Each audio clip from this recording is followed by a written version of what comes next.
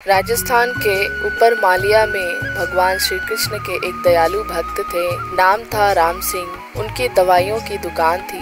उनकी दुकान में भगवान श्री कृष्ण की एक छोटी सी तस्वीर एक कोने में लगी थी। वे जब दुकान खोलते साफ सफाई के उपरांत हाथ धोकर नित्य भगवान की तस्वीर को साफ करते और बड़ी श्रद्धा से धूप इत्यादि दिखाते। उनका एक पुत्र भी था राकेश, जो अपनी पढ़ाई पूरी करके उनके ही साथ दुकान पर बैठा करता था। वह भी अपने पिता को ये सब करते हुए देखा करता और चूंकि वह नए जमाने का पढ़ा लिखा युवक था, लिहाजा अपने पिता को समझाता कि भगवान के वगैरह कुछ नहीं होते, सब मन का वहम है। शास्त्र कहते हैं कि सूर्य अपने रथ पर ब्रह्मांड का चक्कर लगाता है, जबकि विज्ञान ने सिद्ध कर दिया है कि पृथ्वी सूर्य का चक्कर लगाती है। इस तरह से रोज विज्ञान के नए नए उदाहरण देता, यह बताने के लिए कि ईश्वर नहीं है। पिता उसको स्नेह भरी दृष्टि से देखते और मुस्कुरा कर रह जाते। वे इस विषय पर तर्क वितर्क नहीं करना चाहते थे।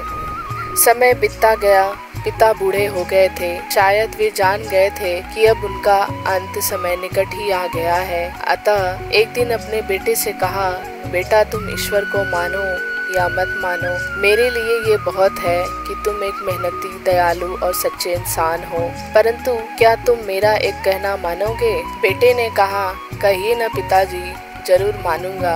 पिता ने कहा, बेटा मेरे जाने के बाद एक तो तुम दुकान में रोज भगवान की इस तस्वीर को साफ करना, और दूसरा, यदि कभी भी किसी परेशानी में फंस जाओ, हाथ जोड़कर श्री कृष्ण से अपनी समस्या कह देना। बस मेरा इतना कहना मान लेना। पुत्र ने स्वीकृति भर दी। कुछ ही दिनों के बाद पिता का देहांत हो गया। समय गुजरता रहा। एक दिन बहुत तेज बारिश हो रही थी। राकेश दुकान में दिन भर बैठा रहा और ग्राहक भी कम हो गए। ऊपर से बिजली भी बहुत परेशान कर रही थी। तभी अचानक एक लड़का भीगता हुआ तेजी से आया और बोला, भैया ये दवाई चाहिए, मेरी माँ बहुत बीमार है। डॉक्टर ने कहा है ये दवा तुरंत ही 4 चम्मच यदि पिला दी जाए तो ही माँ बच पाएगी। क्या ये दवाइयाँ आपके पास है? राकेश ने पर्चा देखकर तुरंत कहा, हाँ ये है। लड़का बहुत खुश हुआ और कुछ ही समय के लेन देन के उपरांत दवा लेकर चला गया।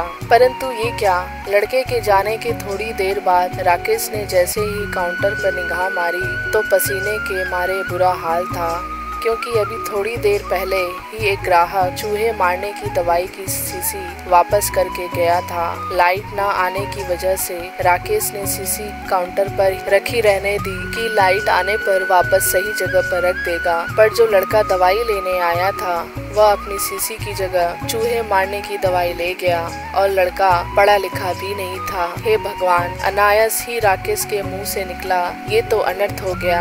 तभी उसे अपने पिता की बात याद आई और वह तुरंत हाथ जोड़कर भगवान कृष्ण की तस्वीर के आगे दुखी मन से प्रार्थना करने लगा। हे प्रभु, पिताजी हमेशा कहते थे आप हैं, यदि आप सचमुच हैं तो आज ये अनहोनी होने से बचा लो। एक माँ को उसके बेटे द्वारा जहर मत पीने दो, प्रभु मत पीने दो। तभी पीछे से आवाज आई, भैया कीचड़ की वजह से मैं फिसल गया, दवा की शीशी भी फूट गई, कृपया आप एक दूसरी शीशी दे दीजिए। भगवान की मनमोहक मुस्कान से भरी तस्वीर को देखकर राकेश की आंखों से झरझर आंसू बह निकले। आज उसके भीतर एक विश्वास जाग गया था कि कोई है जो सृष्टि चला रहा है। जिसे कोई शिव कहता है तो कोई विष्णु, तो कोई ईश्वर, कोई सर्वव्यापी कहता है तो कोई परमात्मा। प्रेम और भक्ति से भरे हृदय से की गई प्रार्थना कभी अनसुनी नहीं जाती है।